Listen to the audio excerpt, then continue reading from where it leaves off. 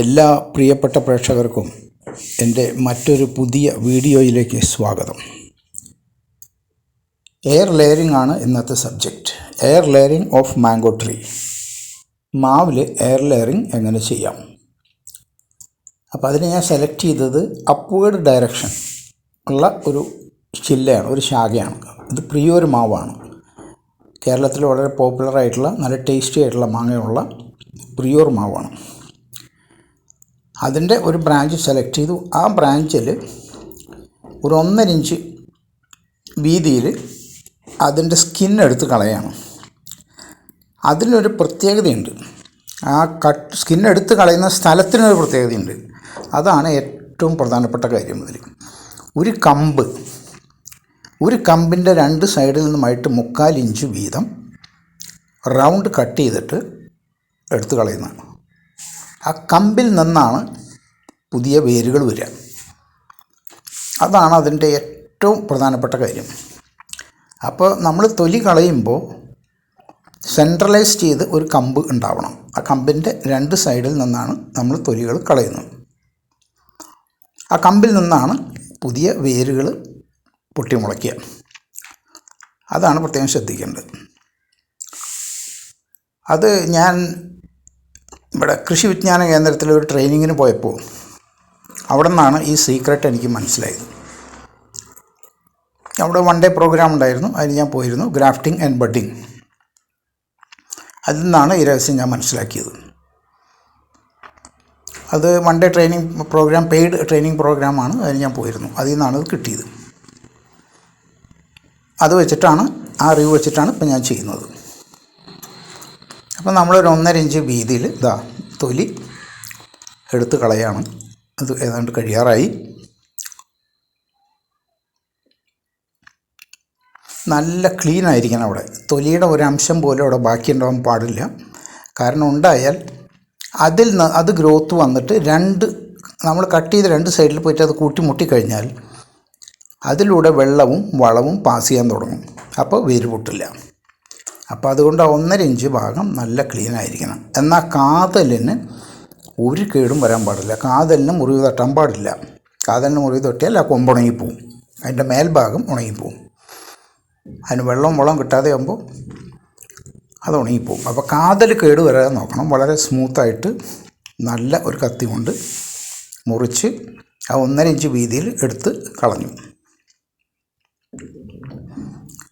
ഇനി നമ്മൾ ആ ഭാഗം പോട്ടിംഗ് മിക്സർ വെച്ച് കവർ ചെയ്യാൻ പോകണം. അതിന് ഞാൻ ഉപയോഗിച്ചത് ഒരു പ്ലാസ്റ്റിക് ഗ്ലാസ്സാണ്.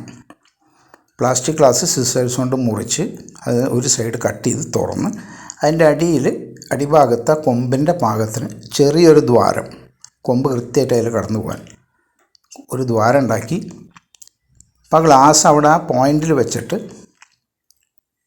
2 കഷ്ണം ചരട് കൊണ്ട് ഒന്ന് കെട്ടി ഉറപ്പിക്കുക. കാരണം നമ്മൾ കട്ട് ചെയ്തിട്ടുണ്ടല്ലോ അത്. പിന്നെ നമുക്കതിൽ ഫില്ല് ചെയ്യണം പോട്ടിംഗ് മിക്സർ. ഇതാണ് potting mix. Potting mix fill ചെയ്ത് കഴിയുമ്പോൾ ഒന്നും കൂടെ 1-2 കഷ്ണം ചരടും കൂടെ വെച്ച് നമുക്ക് കെട്ടി പോട്ടിംഗ് മിക്സ് നല്ല പോലെ ടൈറ്റ് ചെയ്ത് ഫില്ല് ചെയ്യണം. ഞാൻ വിരൽ കൊണ്ട് കുത്തി നിറച്ച് നല്ലപോലെ ടൈറ്റായിട്ട് ഫില്ല് ചെയ്യണം. ഓവറല്ല, ഒരു മീഡിയം ടൈറ്റ്. പോട്ടിംഗ് മിക്സിൽ നമ്മൾ ഉപയോഗിച്ചിട്ടുള്ളത് ചകിരിച്ചോറ്, അല്പം മണ്ണര കമ്പോസ്റ്റ്. അത് 3 ഉള്ളൂ, വേറൊന്നും വേണ്ട. അത് ഫില്ല് ചെയ്ത് കഴിഞ്ഞു.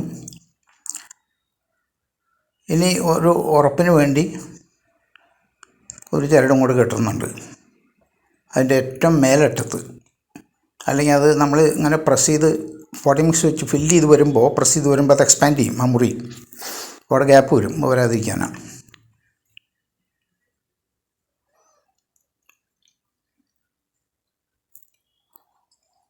അടുത്തതായിട്ട് അതിൻ്റെ അടിയിൽ നിന്ന് മുകളിലേക്ക് ഒരു കെട്ട്, ക്രോസ്. അതെന്തിനാണെന്ന് വെച്ചാൽ അത് താഴോട്ട് ഇറങ്ങി വരാതിരിക്കാനാണ്. കറക്റ്റ് പൊസിഷൻ വെച്ചിട്ട് നമ്മൾ ആ നമ്മളുണ്ടാക്കിയ കട്ടിങ് അതിൻ്റെ സെൻറ്ററിലായിരിക്കണം. ആ ഗ്ലാസിൻ്റെ ടോപ്പ് ടു ബോട്ടം നോക്കുമ്പോൾ സെൻറ്ററിലായിരിക്കണം. അങ്ങനെ കറക്റ്റാക്കി വെച്ചിട്ട് അടിയിൽ നിന്നൊരു കെട്ട് കെട്ടി ആ കെട്ട് സൈഡിൽ കൂടെ കൊണ്ടുപോയിട്ട് മുകളിൽ കെട്ടുകയാണ്. അപ്പോൾ ഇനി ആ പൊസിഷൻ ഒരിക്കലും മാറില്ല. പൊസിഷൻ അവിടെ കൃത്യമായിട്ടിരുന്നോളും. ആ പൊസിഷൻ മാറാൻ പാടില്ല. ആ മുറി കംപ്ലീറ്റ് പോട്ടിംഗ് മിക്സറിൻ്റെ ഉള്ളിലായിരിക്കണം. ഇനി ഒരു അഡീഷണൽ പ്രൊട്ടക്ഷൻ ഇപ്പോൾ ശരിക്കും പറഞ്ഞാൽ എത്ര മതി. അതിൻ്റെ ടോപ്പ് എൻഡ് മാത്രം മൂടി വെച്ചിട്ടില്ല. അപ്പോൾ അതുകൊണ്ട് അവിടെ ഒന്ന് കവർ ചെയ്യുക വേണ്ടു ശരിക്കും. പക്ഷേ ഞാനിപ്പോൾ എക്സ്ട്രീം സമ്മർ ആയതുകൊണ്ട് ഭയങ്കര വാട്ടർ ലോസ് ഉണ്ടാവും. അപ്പോൾ അതൊന്ന് കുറയ്ക്കാൻ വേണ്ടിയിട്ട് ഒരു പ്ലാസ്റ്റിക്കിൻ്റെ തന്നെ ഉറ വെച്ചിട്ട് ഒന്ന് ചുറ്റി കെട്ടുകയാണ്. അത് മഴക്കാലമൊക്കെ ആണെങ്കിൽ അതിൻ്റെ ആവശ്യമൊന്നുമില്ല. ഇപ്പോൾ എക്സ്ട്രീം സമ്മറാണ്, മാർച്ച് മാസമാണത്. അപ്പോൾ ഹൈ ഇവാപ്പറേഷൻ റേറ്റ് ഉണ്ടാവും. അപ്പോൾ നമ്മൾ വെള്ളം ഒഴിച്ച് കൊടുക്കുമ്പോൾ പെട്ടെന്ന് ഇവാപ്പറേറ്റ് ചെയ്ത് പോകും. അങ്ങനെ ഇവാപ്പറേറ്റ് ചെയ്ത് പോകാതിരിക്കാനായിട്ട് ഒരു അഡീഷണൽ പ്രൊട്ടക്ഷൻ എന്നുള്ള നിലയ്ക്കാണ് ഒരു ഉറയിട്ട് ചുറ്റി കെട്ടിയത്.